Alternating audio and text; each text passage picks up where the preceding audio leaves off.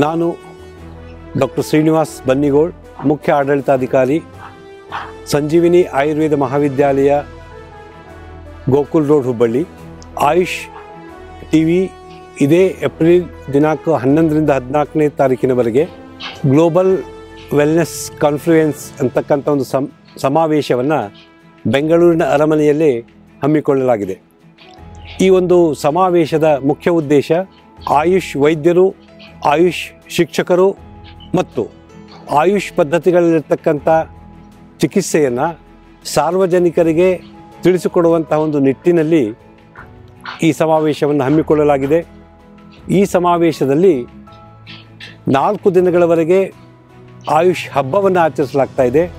ದೇಶದಾದ್ಯಂತ ನುರಿತ ಆಯುಷ್ ಚಿಕಿತ್ಸಕರಿಂದ ಉಪನ್ಯಾಸ ಮಾಲಿಕೆಗಳನ್ನು ಮತ್ತು ಭಾರತ ದೇಶದಲ್ಲಿ ಸಮಗ್ರ ಆಯುಷ್ ಪದ್ಧತಿಗಳನ್ನು ಯಾವ ರೀತಿಯಾಗಿ ಉನ್ನತೀಕರಿಸಿಕೊಳ್ಬೇಕು ಮತ್ತು ಸರ್ಕಾರದಿಂದ ಇನ್ನೂ ಇದಕ್ಕೆ ಮಾನ್ಯತೆ ದೊರೆಯಬೇಕಾಗಿರ್ತಕ್ಕಂಥ ಅವಶ್ಯಕತೆ ಇರೋದ್ರಿಂದ, ಇದಲ್ಲದೆ ರಾಜ್ಯದಲ್ಲಿ ಆಯುಷ್ ವೈದ್ಯರು